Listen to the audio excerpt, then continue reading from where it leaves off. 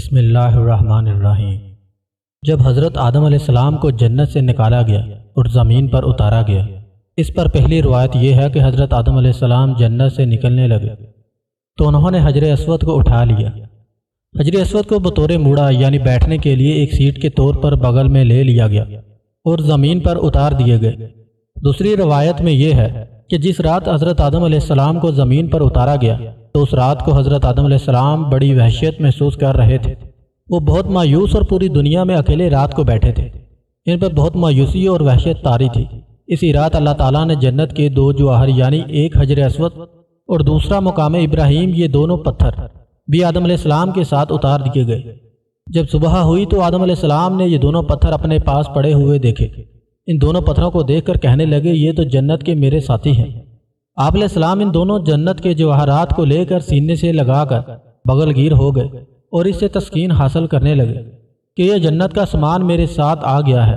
اس طرح اللہ تعالیٰ نے دونوں پتھروں کو زمین پر اتارا۔ اور ایک عجیب بات یہ ہے کہ ایک حدیث شریف میں ہے کہ حجر اسود ایک فرشتہ تھا۔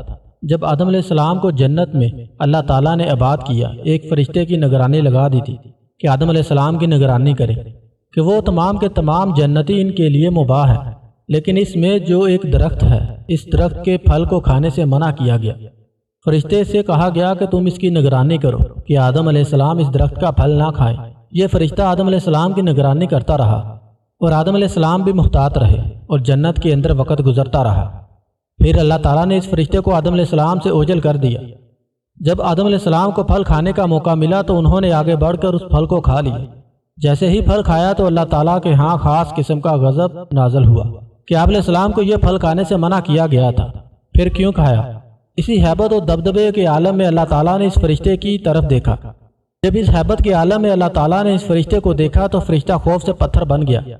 وہ حجر اسود کی شکل میں قائم ہو گیا جس کو آدم علیہ السلام زمین پر لے آئے۔ اس کی تائید ایک دوسری حدیث میں بھی ہوتی ہے کہ آپ صلی اللہ علیہ وآلہ وسلم نے فرمایا، جب قیامت کے روز حجر اسود میدان حشر میں آئے گا تو اس کے دو کان ہوں گے، دو آنکھیں ہوں گی، اس کی زبان ہوگی اور اس کے ہاتھ بھی ہوں گے، یعنی پورے ہاتھ پیر کے ساتھ میدان حشر میں آئے گا۔ اور ساتھ ہی آپ صلی اللہ علیہ وآلہ وسلم نے فرمایا، کیونکہ حجر اسود اصل میں ایک فرشتہ تھا، وہاں اللہ تعالیٰ دوبارہ ان کو انہی اجزاء کے ساتھ ظاہر کر دیں گے اور وہاں پہنچ کر دنیا کے اندر اس کو بوسہ کرنے والے جو لوگ ہیں ان کے حق میں گواہیاں دیں گے۔